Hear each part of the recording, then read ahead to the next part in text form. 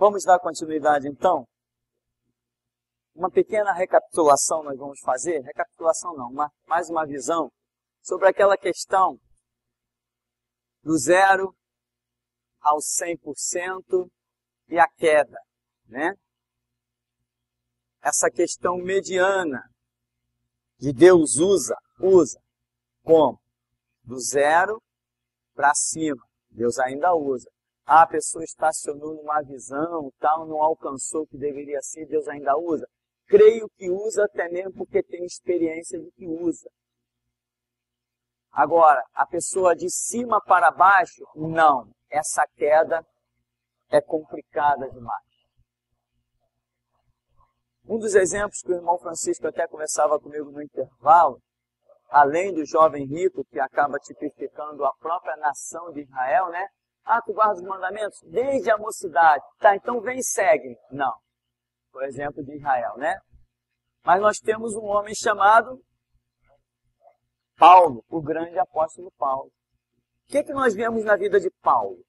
Nós vemos paralítico andando, né? Enfermo sendo curado, a palavra atingindo tudo que é canto. Paulo foi pregar lá em Éfeso contra a Diana dos Efésios. Rapaz, o homem parou a cidade, né? Lá em Éfeso, ele parou tudo. Está escrevendo coisas e mais coisas tremendas, revelações e mais revelações. Paulo tá que tá. Daqui a pouco Paulo diz assim, eu vou a Jerusalém. Aí Jesus usa os profetas assim, não vai. Ele, não, eu vou. Chegou em Jerusalém, Jesus disse o que para ele? Sai de Jerusalém. Não, vou ficar aqui. De quem estamos falando? Do grande Paulo, né? Um doido esses dias telefonou para mim. Não sei como é que as pessoas perdem o tempo de telefonar para mim, para questionar. Irmão, com toda a educação, mas eu bato o telefone na cara. O camarada não tem entendimento nenhum. É uma mula. Ouve um CD, acessa o conteúdo do site e acha que vai ligar para falar com uma criança. Uma criança não escreve aquilo, uma criança não prega aquilo. O camarada vem questionar. Eu falei, meu amigo, você quer aprender ou você quer questionar? Ó, se você quer aprender, vem sentar no banco do seminário aqui. Se você quer questionar, dá licença que eu tenho mais o que fazer. Imagina, como eu vi uma mensagem de um CD dessa e achar que eu vou parar para ouvir ele. Não, pastor, porque tem umas coisas que eu concordo, eu e os irmãos aqui, tem umas coisas que a gente concorda, tem outras que a gente não concorda. Então nós queremos ir até aí para a gente sentar e conversar e explicar para o pastor. Eu falei, como é que é? Você quer sentar e conversar comigo? Ô rapaz, tu não te enxerga não? Você acha que eu vou parar para te ouvir? Quem é você? Você é o quê? Eu nem te conheço, como é que eu vou te ouvir, rapaz? Eu ouço os irmãos aqui da igreja, eu ouço a minha esposa. Você acha que eu vou perder o meu tempo de sentar contigo? E foi daí para frente, né? Claro que eu não vou perder tempo, meu irmão. Né? Vê se o Lula vai querer me ouvir. Ó, presidente, eu tenho uma opinião para dar no seu governo, que eu não concordo com isso, com aquilo. Ele vai dizer assim, tá bom, dá licença, eu tenho mais o que fazer, mano. A mesma coisa eu, meu irmão. Então, eu cheguei a um nível que eu não ouço ninguém. Minha mãe disse que eu sempre fui teimoso. Imagina agora, né? Então, vamos lá. Aí vem Paulo. Paulo, paralítico anda, enfermo curado, aquela glória. Aí ele diz, vou a Jerusalém, aquela história toda, Jesus diz para ele lá em Atos, né, 22, sai de Jerusalém. Paulo não saiu. A vida dele continuou a crescer. Dali de Paulo, que estava habitando em um 100% espiritual, ele teve uma queda violenta. Não vamos colocar porcentagem aqui, porque... Mas onde que Paulo foi parar? Na prisão. Tá bom. Depois que Paulo foi parar na prisão, me diz qual foi o paralítico que andou de novo. Qual foi o enfermo que foi curado? Qual foi o demônio que foi expulso? Depois que Paulo foi parar nessa prisão. Outras ele foi, anteriormente a esse episódio, que lá terremoto aconteceu, salvação aconteceu, demônio expulso, enfermo curado antes, mas depois que ele vai contra a palavra de Jesus, sai de Jerusalém, ele não sai, ele vai parar numa prisão, e essa prisão que teve início em Jerusalém, e terminou com ele lá em Roma, onde diz a tradição judaica, né? Há pequenas controvérsias historicamente falando, mas diz a tradição judaica que ele lá, depois foi decapitado, depois de cerca de 2 anos, em uma prisão domiciliar. Mas me mostra os relatos de Lucas, que acompanhava a vida de Paulo face a face, me mostra, depois que Paulo caiu nessa prisão de Jerusalém, contrariando, como o texto de Atos 22 fala, com clareza, contrariando Jesus Cristo, me diz qual foi o paralítico que andou mais? Qual enfermo? Que demônio ele expulsou mais? O que Paulo fez mais? Qual foi a igreja que ele edificou mais? Então, enquanto se está em ascensão, e até se tem um problema de entendimento e fica bloqueado, a pessoa não paga o preço da oração, não paga o preço do estudo, enquanto ela está nessa ascensão, ainda que numa dificuldade muito grande, ainda não atingiu aquilo que deveria atingir, está numa situação mediana, Deus ainda conta, porque ela ainda é considerada um estágio, um processo de ascensão. Mas declínio dá o que deu na vida de Paulo. Sem contar, né, pastor, que a queda dele foi devido ao primeiro tópico que o senhor estava contando, porque Tiago mandou ele mentir, Tiago mandou falar que era mentira, o que estavam falando a respeito dele, que ele estava guardando a lei ainda. Veja, é outro detalhe, né? Tudo começou com um erro, por isso que eu falo, irmão, o centro da vontade de Deus. Nós conhecemos o caminho da oração. Hora de decisão é hora de oração, temos que levar isso muito a sério. Paulo voa a Jerusalém. Pronto, a partir do momento que ele botou isso no coração, não tinha nada de Espírito Santo, não foi o Espírito Santo que mandou ele para Jerusalém, não houve nenhuma revelação, não teve nada que dissesse para ele ir a Jerusalém, apenas os sentimentos dele de querer pregar para os seus compatriotas o conduziram a Jerusalém. Foi Paulo, Paulo e Paulo, não tinha nada de divino naquela história, né? Muita gente fica brava quando eu mostro os erros de Paulo. Eu também tenho meus erros, meu irmão. Quem não tem erro é Jesus, amém? Mas Paulo, Pedro, Tiago e João, todos eles têm. Quem não tem é Jesus. E para isso nós temos a misericórdia do perdão de Deus e a sua restauração. Então Paulo errou e caiu feio. Então, quer dizer, vão a Jerusalém, começou o problema. Depois que chegou em Jerusalém, mentiu. Raspou a cabeça como se fosse um judeu com voto. Opa! Paulo não fez isso? Raspou a cabeça para dizer que veio pagar voto lá no templo. Ficou carequinha. Erro em cima de erro. Um abismo chama outro abismo. Tiago, faz o seguinte, diz que você veio aqui em Jerusalém, pagar os seus votos, raspa a tua cabeça, e o judeu vai ver que você não tem nada contra a lei. Um erro em cima do outro. Nós não temos nada contra a lei. Mas a partir do momento que a graça chega, a lei está extinta. Então Tiago dá um conselho errado, Paulo aceita o conselho. E no meio daquela história toda, ninguém parou para fazer uma oração. Não orou, meu irmão. Vai entrar, como se diz na gíria, pelo cano. Vai ficar em situação apertada, né? Então, este é um fato interessante. O fato da vida de Paulo. Me mostra aí, se você achar depois, os milagres depois da prisão. A glória depois da prisão. Depois da prisão vem só lamento de Paulo. Timóteo, me traz aí os pergaminhos. Timóteo, me traz aquela capa, aqui na prisão faz frio. Ô Timóteo, olha, depois da prisão é só lamento. Mas e antes, quando ele estava na vontade? Veio prisão, ele, Silas, vamos orar, vamos cantar. Veio terremoto, abalou tudo. Então, em ascensão é um fato, em declínio é outro fato. Deus conta com quem está em ascensão, não com quem está em declínio. Amém? É o que passa aqui na minha cabeça, né? Se alguém crê diferente, amém. Nós temos aí um item 15 que fala daquela parábola do rico e do Lázaro. Eu considero essa parábola algo assim tão fenomenal, porque ela responde muitas perguntas a respeito de consciência sobre a eternidade, né? É a parábola do rico e de Lázaro, o mendigo. Ninguém é salvo por ser pobre, nem ninguém é condenado por ser rico. Amém, irmão? Não é isto que a parábola está dizendo. A Bíblia diz que Jesus conta que o rico vivia regaladamente. Simplesmente isso.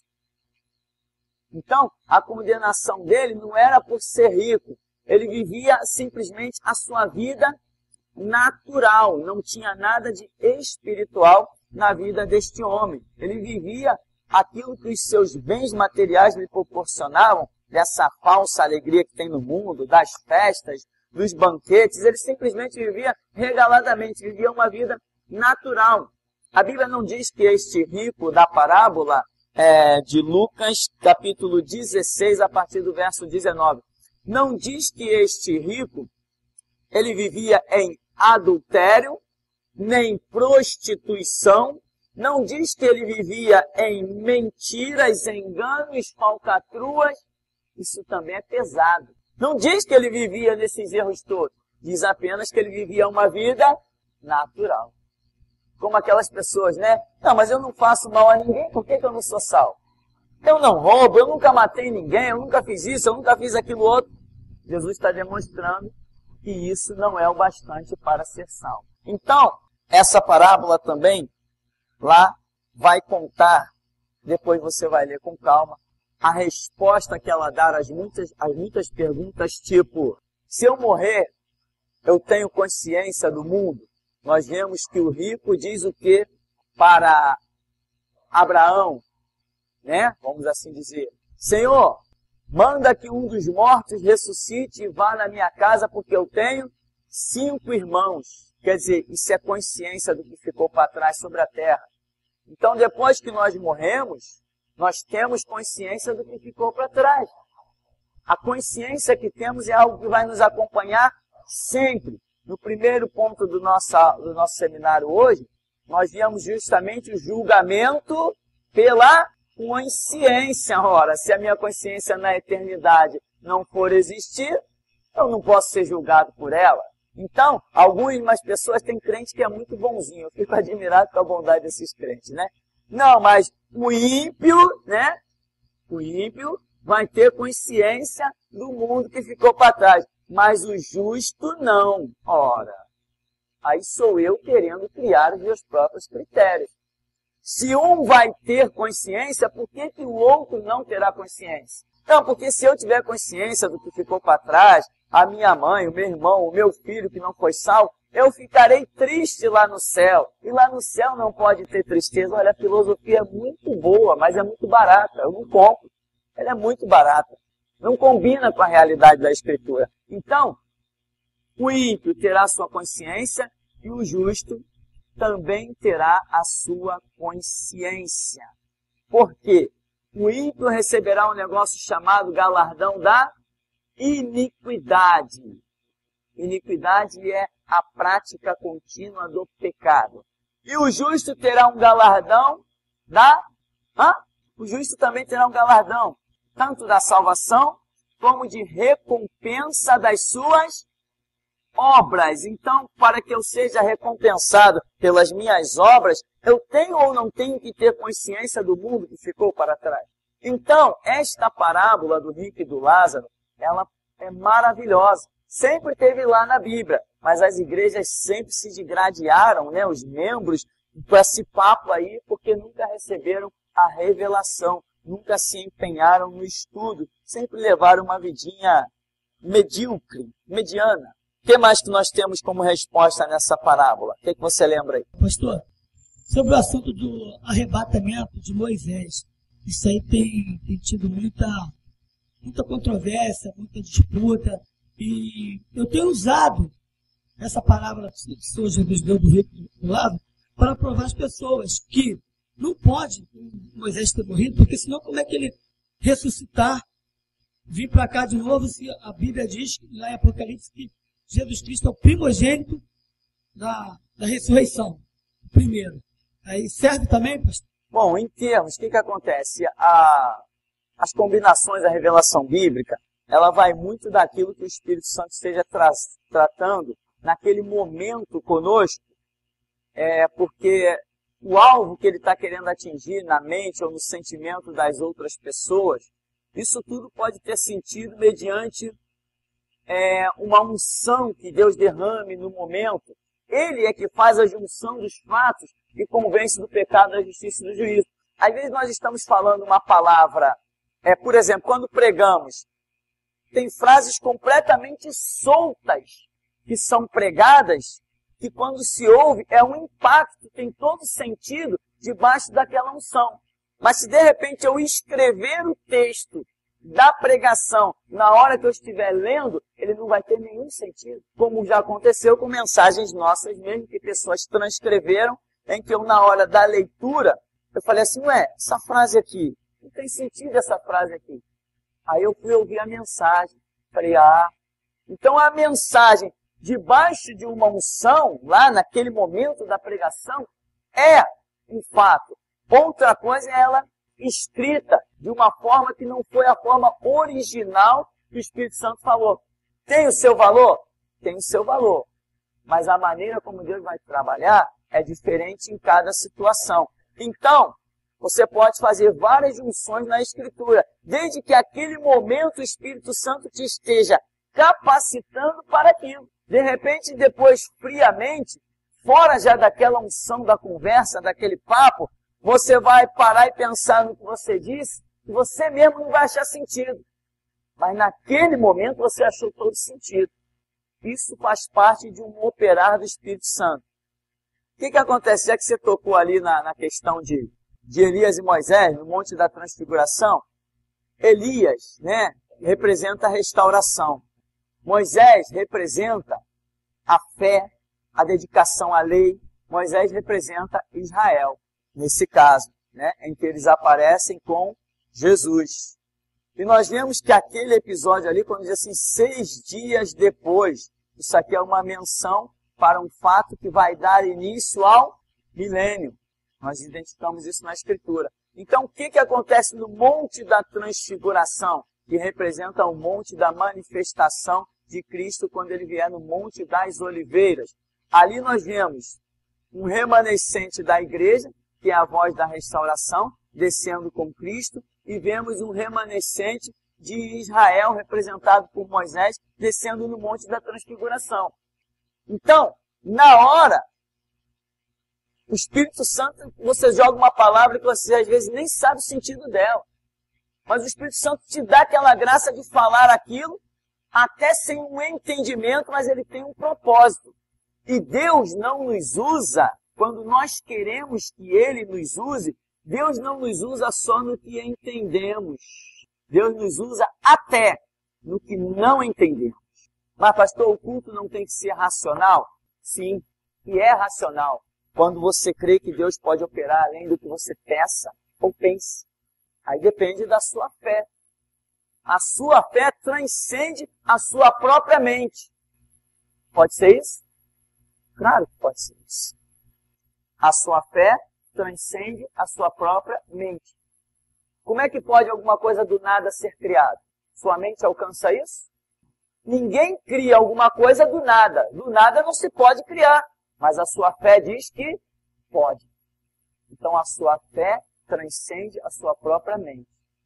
Isso aí é uma questão mais. Bom, então a parábola do rico e do Lázaro dá resposta para muitas coisas. A consciência após a morte, a memória das coisas passadas, o que fizemos, o que não fizemos, e até quando o rico diz assim, Senhor, peça que Lázaro molhe na ponta do seu dedo em água e me refresque, pois estou atormentado nessa chama, Chama ali não é chama, água ali não é água, A água ali representa a palavra que ele agora está querendo, uma gota.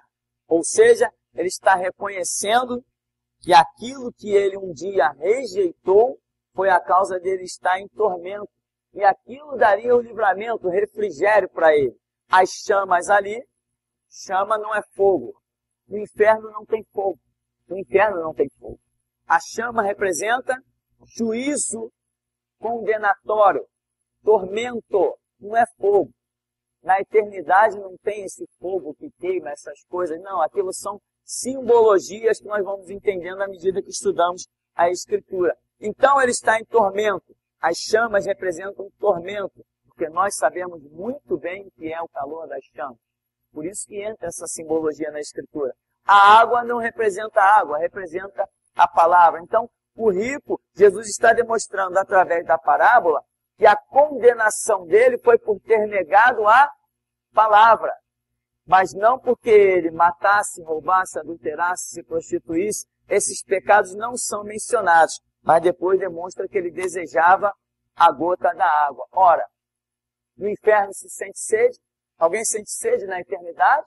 Então a água que ele quer não é H2O. Na eternidade não se sente sede. Na eternidade não tem água. Ninguém bebe água na eternidade. Espírito não bebe água. Ou bebe. Espírito não tem corpo para alimentar. Ou tem. Então a água que ele pede não é água, é a palavra. E então Jesus está demonstrando que a condenação dele foi por rejeitar aquilo que um dia ele conheceu. Agora ele está ansiando, mas não lhe será dado. Aqui nessa parábola também fica bem claro a condenação de um judeu através da lei. Ele fala, pai Abraão. Sim, perfeito. Fica bem explícito que quem está sendo condenado naquela chama, aliás, que riqueza é símbolo de Israel, né? Por isso que o jovem rico também representa Israel. Riqueza é símbolo de Israel. Então, pai Abraão. Opa! Se ele usou essa expressão, quem é ele? Judeu queimando nas chamas do inferno. Jesus está demonstrando as coisas com muita clareza. Interessante que nós, até bem pouco tempo, ainda se ouve, né? Pregadores dizendo, irmão, Israel é uma nação privilegiada. Israel é a nação santa. Israel é a terra santa. Israel será salvo. Faz nada, meu. Não tem esse papo de genealogia. Nós temos por pai Abraão. Não, vocês têm por pai o diabo. Deixando claro que ninguém vai ser salvo por ser judeu, né? Se duvidar, tem um monte de gente se naturalizando judeu aí só para ser salvo. Nós não vamos ter tempo hábil, eu creio, para entrarmos na gloriosa parábola que encerra o 25, significa o encerramento de todo o processo da igreja. Então, Mateus, capítulo 25, nós vamos encontrar ali a parábola das 10 virgens. Tem muita lição ali, aquilo ali dá para se escrever um livro. E em Mateus capítulo 25, nesta parábola, nós conseguimos descobrir as coisas mais tremendas com relação aos últimos tempos. Uma delas é que a igreja será arrebatada quando o anticristo já estiver no poder. Porque diz que à meia-noite ouviu-se um grito. E esse grito era para despertar as igrejas. Então, meia-noite sabemos que é o poder máximo das trevas. Então, quer dizer, essa parábola está revelando. A igreja será arrebatada quando o anticristo estiver no poder. Se o anticristo estiver no poder, significa que os dias são maus, terríveis, inigualáveis, porque o mal conseguiu se organizar. Anticristo no poder significa aliança mundial com todos os exércitos. Significa decreto contra cristianismo, judaísmo e qualquer outro conceito religioso. Porque a filosofia do nazismo, do fascismo e do comunismo eram banir os conceitos religiosos, porque eles atribuíam que o grande empecilho para eles estão certos, é o conceito religioso. Quem tem um conceito religioso não abre mão por causa de um conceito político. O camarada até vai para a política, mas ainda na cabeça dele ele continua sendo um religioso. Então, o anticristo vai estar no poder e a igreja ainda vai estar na terra. Essa parábola revela isso. O que mais que a parábola revela? Ela diz que à meia-noite, isso aqui é impressionante, ouviu-se um grito. E esse grito visava despertar as igrejas. Então, tudo que é conceito que você tenha de igreja, o grito que desperta a igreja está acima. Igreja primitiva, lembra? Pedro, Paulo, Tiago, João, a sombra corando, eles eram igreja ou era o grito? Hã? Eles eram igreja ou eram grito? Eles eram igreja. Eles não eram igreja? Ou eles eram grito? Se eles eram igreja, imagina aquela unção, aquela autoridade, aquele poder, aquela coisa descomunal que estava sobre a igreja primitiva, a sombra de Pedro curando enfermos, expulsando demônios, mas eles eram igreja. O grito será uma unção acima de qualquer conceito de igreja. Você tem ideia do que está reservado para a sua vida? O que está reservado para a sua vida, meu irmão, quando você abrir a boca, vai ser como diz lá as duas testemunhas. É fogo que devora os seus inimigos. É espada que abate os seus adversários. É isso que está preparado para nós daqui a pouquíssimos anos, nesse período da restauração da igreja. Nós seremos perseguidos, mas não abatidos. Seremos caluniados, difamados, mas nada nos vai parar, porque a unção que vai estar sobre nós é fora do comum. Nós estaremos acima de qualquer conceito de igreja. Ninguém vai poder calar. Você vê que hoje tem pessoas que dizem assim, não, eu não aceito o que ele diz não, mas eu não posso negar que é verdade. Quantos testemunhos a esse respeito? Pessoas que ouviram CD dizem, não, eu não posso negar que aquilo seja uma verdade, mas eu não aceito, eu prefiro continuar na minha igreja, eu tenho meu cargo, eu também estou servindo Jesus, isso, aquilo outro. As pessoas vão se iludindo, mas o grito, a restauração, não faz parte da igreja. Ele está acima da igreja. João Batista, quando nasceu, a mãe dele era estéril. Então ele não nasceu da mãe, ele nasceu por um milagre. O anjo se manifestou a Zacarias, que era sacerdote. Então veja que o grito é um mover do Espírito Santo acima do conceito de igreja. E é ou não é? Você dá ou não dá aula para qualquer pastor? Você cala ou não cala qualquer membro de outra igreja? Com poucas palavras. Exatamente, com poucas palavras. Não tem brá. Cita 2, 3 versículos na unção, cala qualquer um. Porque o grito está muito acima. João Batista, o restaurador, ele não se integrou na cidade. Ele não se integrou na sinagoga. Ele não fazia parte daquele sacerdócio, embora teria direito a ser descendência e ser sacerdote.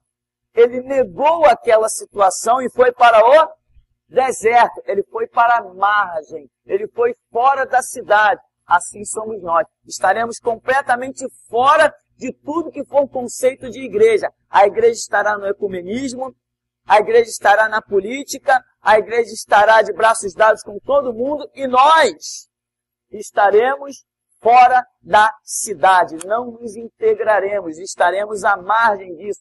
Interessante, já tem 2 sonhos na igreja em que nós estávamos em campos distantes. Isso não é físico, isso é espiritual. Em que a igreja era campo distante, longe da cidade. Isso revela exatamente a posição que estamos. Estamos no caminho e até aqui nos ajudou o Senhor. Você pode sentir a unção aí? Então, grito não é igreja. O grito é o que desperta as igrejas. Isso está revelado nesta parábola gloriosa de Mateus 25. Quem tem ainda aí alguma lembrança nesta parábola tremenda? Nós temos umas 5 ou 6 mensagens só sobre esta parábola. Aquele deserto de João Batista tipificava a nação de Israel, né? Porque na religião dessa, 6 mil povos está sendo destruído porque ele faltou conhecimento. Como rejeitaste o meu conhecimento, também eu te rejeitarei. Pode até ser, não vejo de imediato, não vejo, mas no futuro aí, juntando palavras com a graça de Deus, pode até ser que isso venha acontecer. Mas aquele deserto de João Batista, não, para mim, de imediato, não revela o deserto da nação de Israel, não.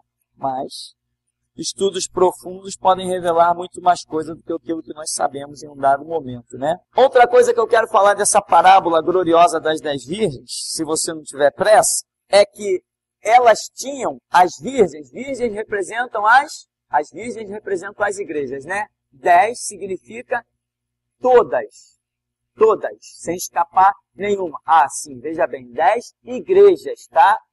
Estou falando de igreja. O que é classificado como igreja? Diz que elas tinham a lâmpada e o azeite. Ou seja, elas tinham a palavra e o Espírito Santo. Então, eu não estou falando de Igreja Internacional da Graça, não estou falando da praga da Igreja Mundial do Poder de Deus, não estou falando de Igreja Universal do Reino de Deus, eu estou falando de igreja que tem a palavra e tem o Espírito. Nessas pragas que eu mencionei, não tem nem palavra, nem Espírito. Pega qualquer membro de lá, você vai ver que ele não te abre a boca em nada de Bíblia. É corrente, campanha, é um inferno lá com eles. Então, eu estou falando de igreja, não de denominação que se diga igreja. A Bíblia não considera igreja aquilo que se diz igreja. A Bíblia considera igreja aquilo que aos olhos de Deus é igreja. Universal, graça, mundial, isso não é igreja. Porque eles não têm nem a palavra e muito menos o Espírito, né? Não tem nem palavra, nem o Espírito Santo. Então veja bem que aqui é um detalhe para você considerar. E elas tinham lâmpadas e tinham palavra e Espírito. Elas vão numa caminhada, né? Saíram ao encontro do noivo. O objetivo era, como sempre foi e será, encontrar o noivo. No meio da caminhada, perceberam que faltava azeite. Tinham a palavra, mas faltava o azeite. Ora, se tinham a palavra, mas faltava o azeite, o que está acontecendo? Quem tem a palavra não tem o azeite? Mas elas tinham a palavra, mas não tinham o azeite. Tinham a palavra, mas mesmo tendo a palavra, não se enquadraram em um propósito de Deus que deveria ser descoberto na palavra. Quando você está no propósito de Deus, você tem a palavra e tem o Espírito, isto é, o último tempo, a voz da restauração. Aqueles que têm a palavra e também têm o Espírito. Mas a Bíblia diz que Jesus falou que duas estarão moendo. Todas duas têm a palavra, mas uma está moendo fora do propósito de Deus. Então uma será tomada e deixada a outra. A igreja é duas mulheres representam a igreja. Então veja bem que elas têm a palavra, têm o Espírito. Mas chega um determinado momento que na caminhada, mesmo tendo a palavra, elas ficam sem o azeite. Por quê? Porque não aceitaram o grito, não aceitaram a voz da restauração. Então saíram de um propósito, não se enquadraram no propósito. Quando não se enquadraram no propósito, ficaram com a palavra? Sim, mas a capacitação de receber o que a palavra diz e andar no propósito de Deus não foi para elas, por não aceitarem o grito da meia-noite, que é a voz da restauração. Isso aqui é um negócio impressionante, impactante, muito sério, e a realidade que você verá daqui para frente, igrejas que um dia foram igrejas caindo por não aceitarem a voz da restauração, né? É a nossa missão, não para destruir as igrejas, mas para edificar. Temos que levar a voz da restauração. E aqueles pastores que não aceitarem, eles terão a surpresa. Vão ver-se caindo, até serem reduzidos a nada. E quando o diabo se levantar então, aí não haverá mais tempo. Porque a força máxima do grito será na meia-noite. E ali não tem mais tempo. Não tem mais tempo para as igrejas se prepararem. Alguma pergunta para encerrarmos? Nenhuma? Vamos ouvir ali a colocação do nosso irmão. Pastor, em relação a gente está em um crescimento espiritual, vamos colocar aí Billy Graham, Silas Malafaia, nesse momento que ele chega no 100%, quando ele começa a cair, todo esse material, toda essa obra que foi feita antes da queda dele, por exemplo, se hoje, o senhor está numa situação que o senhor está no crescimento espiritual, está no 100%, se o senhor cair hoje, todo esse material que está no site, ele não tem mais valor, ou melhor, em Paulo ele caiu no finalzinho lá da sua caminhada. Então quer dizer que todo esse conhecimento que ele deixou pra gente não tem mais valor também? Tipo Billy Graham, esse livro Bom Dia Espírito Santo. Sim. Não, perfeita colocação, veja bem. Paulo fez o que fez a obra que fez, escreveu um monte de coisa. Ele caiu. Ora, a obra dele anterior foi reduzida a zero, foi reduzida a pó? Não. Porque não era uma obra. O que nós somos na obra de Deus? Nós somos só um instrumentozinho, um degrau. Então, a obra que Paulo fez no degrau em que ele estava, em que o Espírito Santo pôde contar com ele, foi uma obra feita no Espírito. Aquele degrau, no mundo espiritual, ele ficou solidificado. Mas tinha outro degrau para Paulo, em que nesse degrau ele não pisou. Ele caiu. Então, o que vai acontecer? O Espírito Santo vai até achar alguém que venha dar complemento à obra e criar mais um degrau. Então, a nova geração, ela vai ter esse degrau aqui, que Paulo fez, dentro do outro degrau. Vê se você consegue entender. Vamos tentar entender isso aqui. Paulo realizou uma obra, não realizou? Obra tremenda. Vamos dizer, nós hoje estamos vivendo um degrau. O degrau que nós vivemos, esse de Paulo, que ele fez pelo Espírito, está aqui. Ou Paulo não está presente em nosso meio, dia a dia? Pela Escritura, pelos seus ensinos. Não está? Está tremendamente. Hoje nós estamos vivendo um degrau. E Paulo está dentro desse degrau aqui.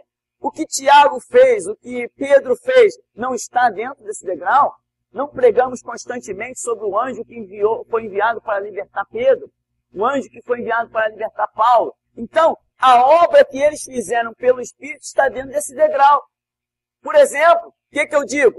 Quando Silas Malafaia pregava, eu não sabia se ele ia sair da televisão ou se eu ia entrar. Quantas vezes eu me vi me segurando na cadeira, chorando diante da televisão, um homem pregando, e eu não sabia se eu ia entrar por dentro da televisão ou se ele ia sair dali. Ele fracassou. Eu hoje sou um pouco do Silas Malafaia. Eu hoje sou um pouco de Caio Fábio. Eu hoje sou um pouco de Benny Hinn. Eu hoje sou um pouco de Billy Graham. Eu sou um pouco de Jim Swaggart. Eu sou um pouco das centenas dos livros que eu li. Eu sou um pouco de cada um. A obra que existiu na vida de cada um pelo Espírito Santo, ela permanece. Mas o homem não foi adiante no propósito. Aquele degrau que o Espírito Santo já trabalhou, ele não se perde. Quer uma prova? Por que hoje nós não temos à nossa mão só o Novo Testamento? Temos o Antigo também. E ele não nos dá um maior entendimento quando juntamos Antigo e Novo Testamento? Se nós tivéssemos só o Novo Testamento, muita coisa não ficaria como que perdida, sem sentido, sem entendimento. O Antigo Testamento é uma obra do Espírito Santo? É. O Novo Testamento não soma? Então, tudo que grandes homens de Deus fizeram nos seus degraus espirituais, em que eles permaneceram firmes, isso não vai se perder.